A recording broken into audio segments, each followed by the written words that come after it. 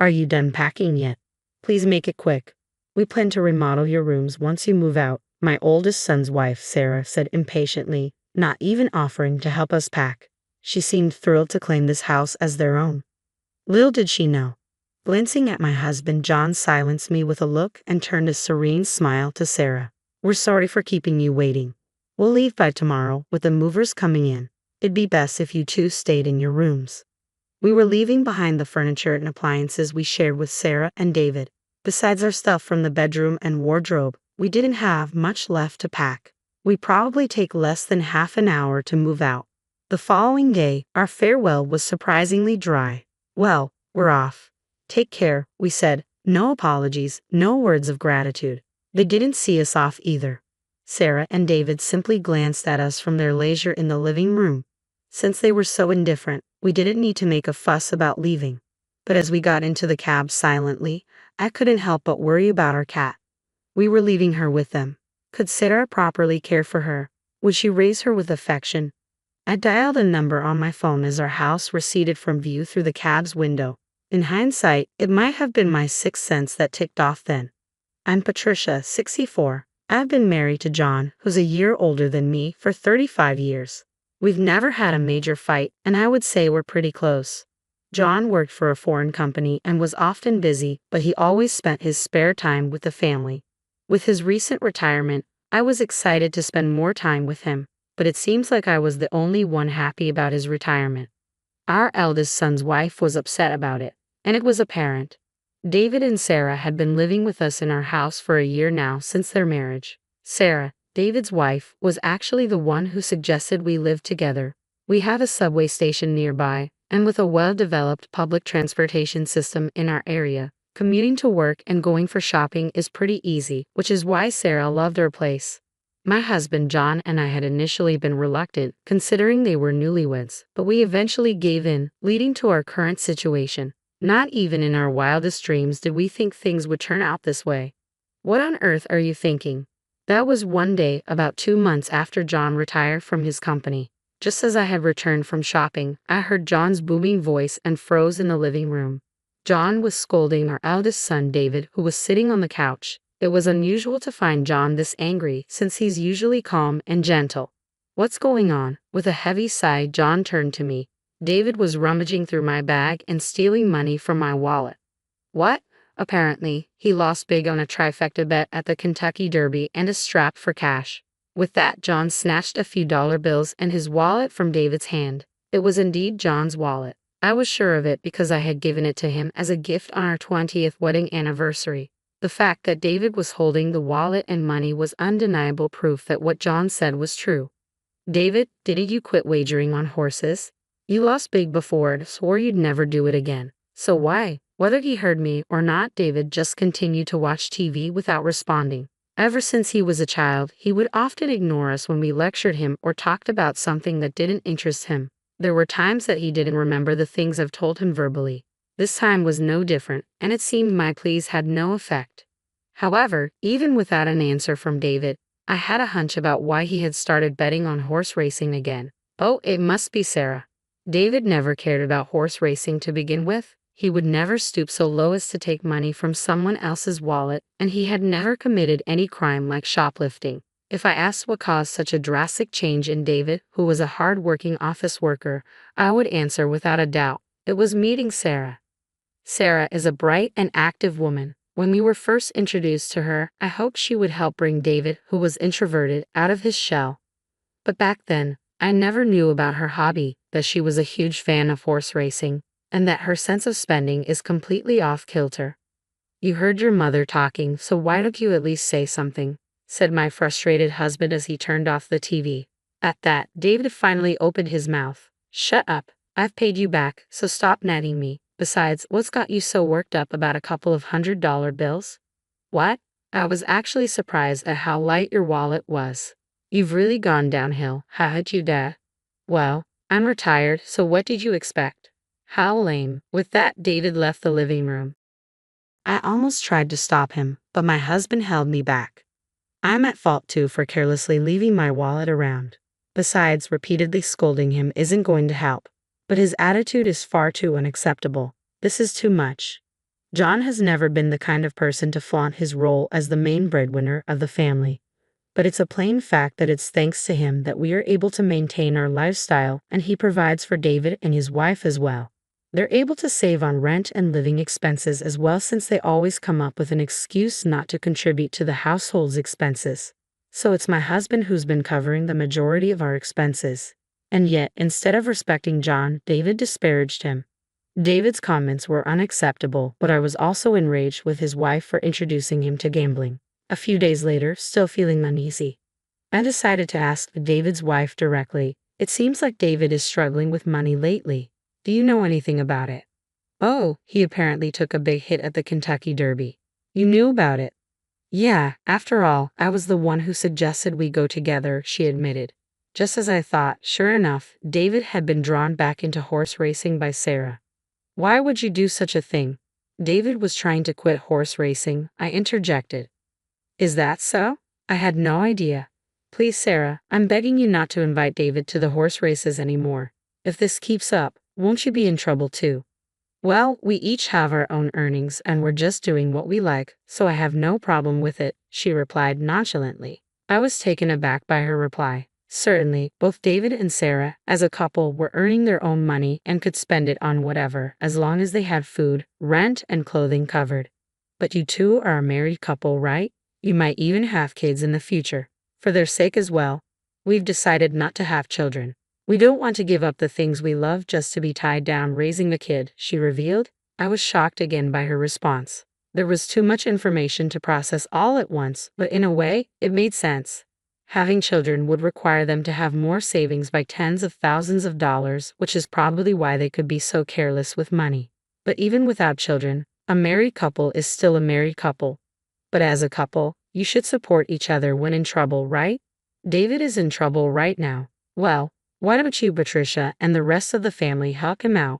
You're his parents and well off, right? Oh, are you living off your pension now? But you had your retirement fund, didn't you? My husband worked for a foreign company, so we don't have a retirement fund. Really? That's a bummer, she remarked casually. I thought you had a nice retirement payout. We don't. So I need you and David as a couple to be more financially responsible. To be honest, the living expenses are already quite a burden, and we can't afford to cover for you guys anymore. Isn't that David's fault for losing? I can't take responsibility for that. But anyway, we can't right now. I was unable to secure a promise to support David and found myself ejected from David and Sarah's room.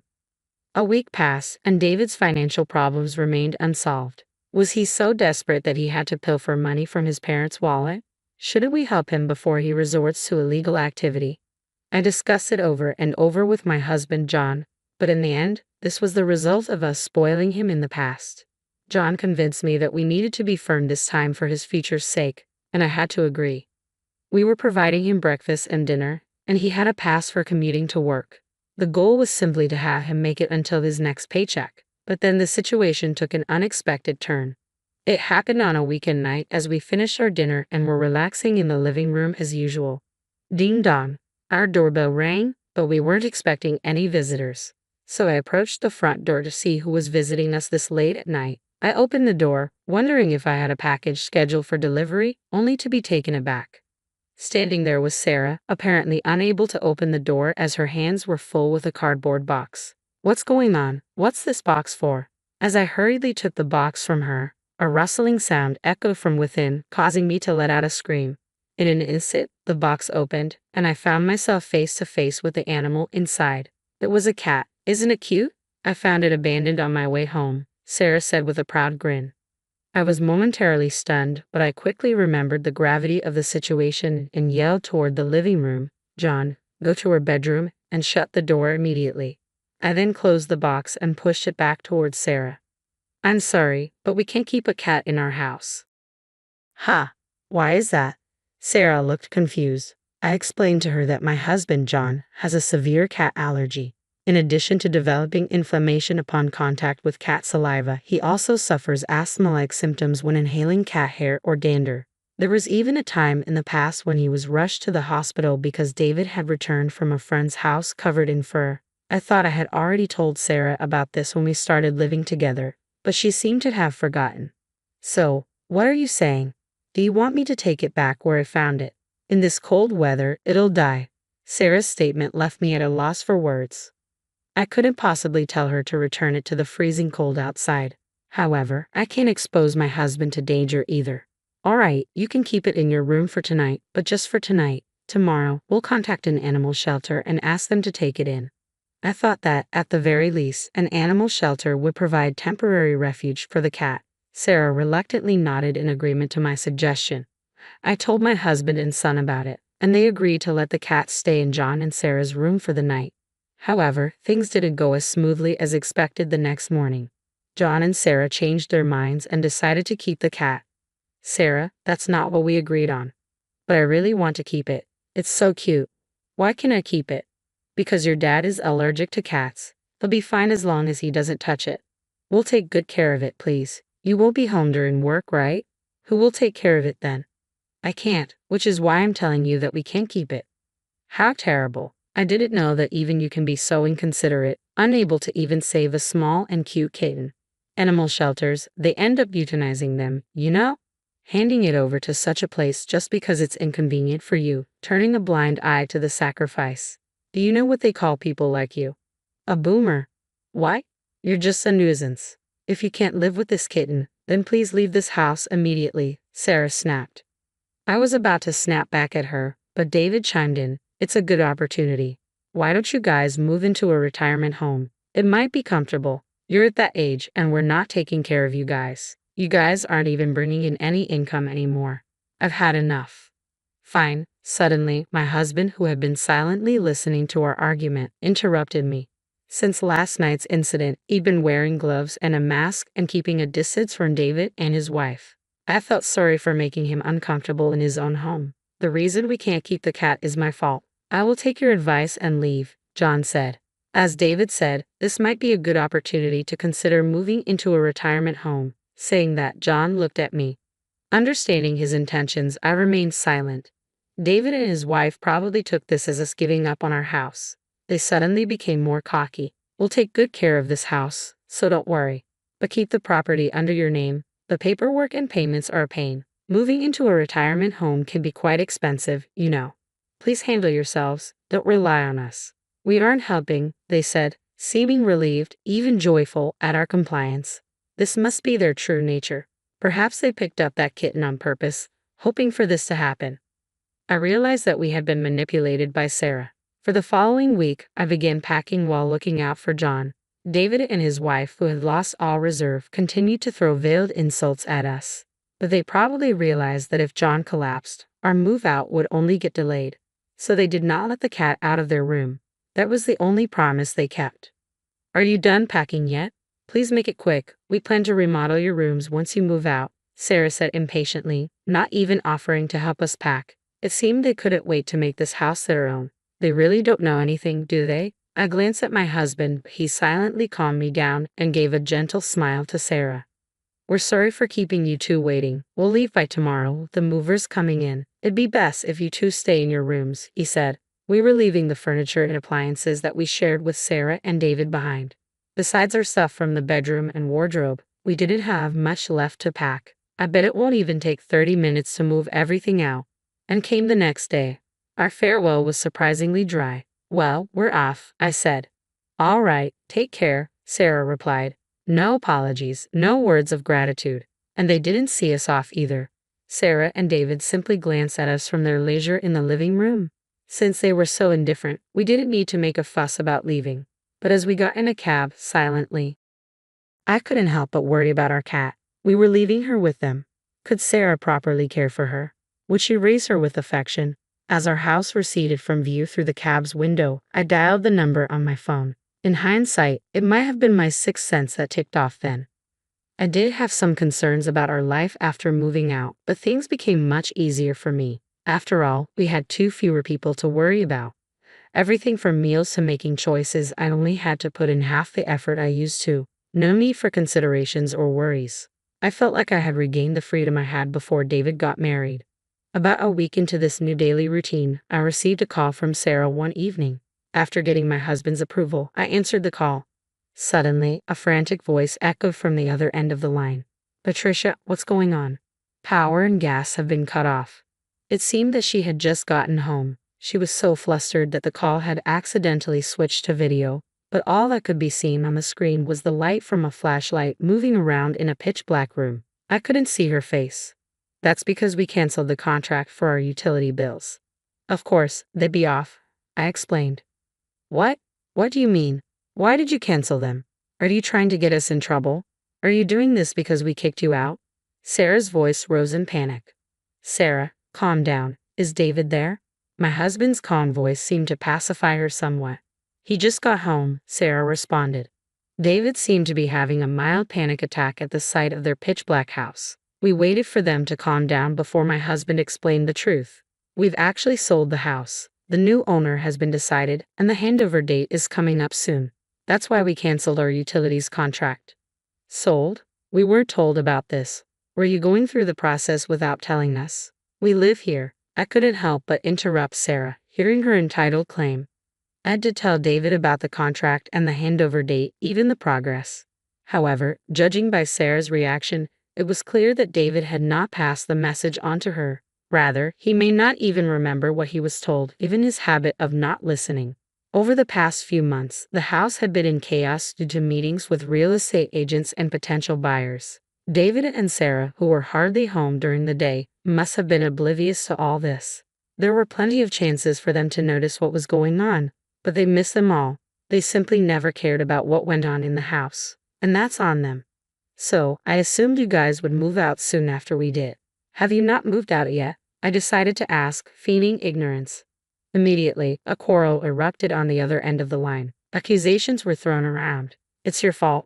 I didn't know we'd been fooled, and the image of David and Sarah arguing in the dark was both surreal and amusing. However, once their argument ended, David and Sarah turned their frustration back on us. Even so, isn't it overbearing to proceed with this without a consensus? I don't remember agreeing to this, Sarah complained. Well, I did get a reply when I asked if it was okay to sell the house. You said, yeah, sure, I responded. Technically, all I received was an absent-minded response from David, who was watching TV at the time. Still, he agreed to it. It's his fault for not listening and giving careless responses when I told him, I added. David was momentarily speechless, but then he seemed to have a change of heart and shouted loudly, enough. I get it. So what are we supposed to do? What do you mean? Where are we supposed to live?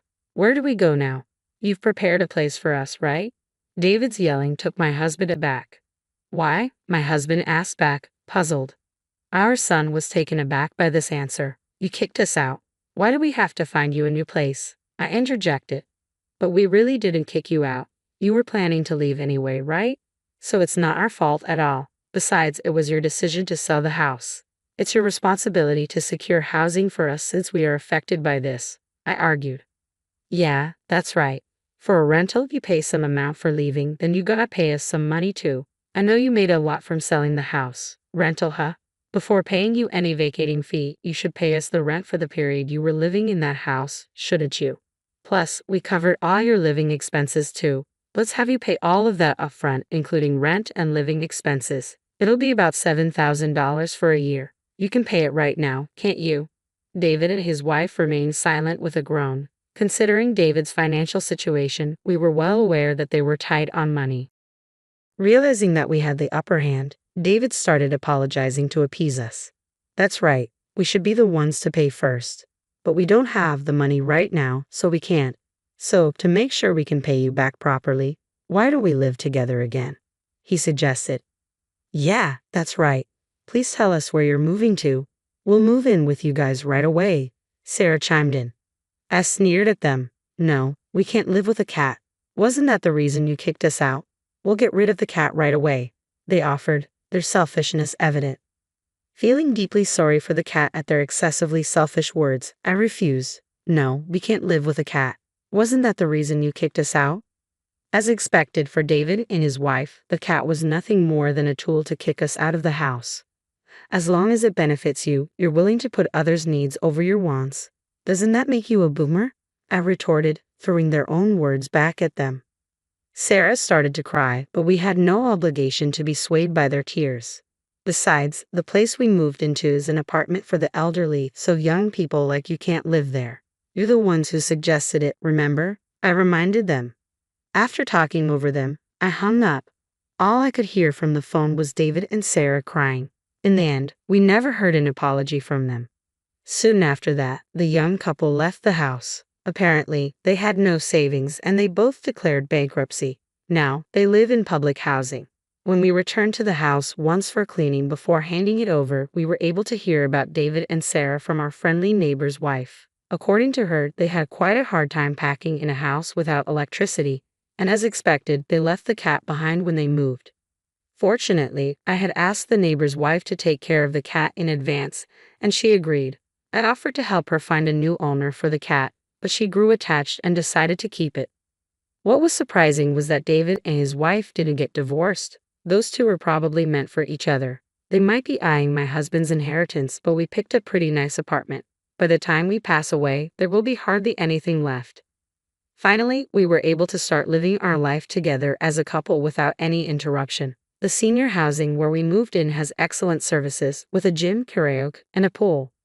We even get served freshly made meals 3 times a day. And above all, there are many couples our age in the building. We have made a lot of new friends here, and we plan to enjoy our retirement years together.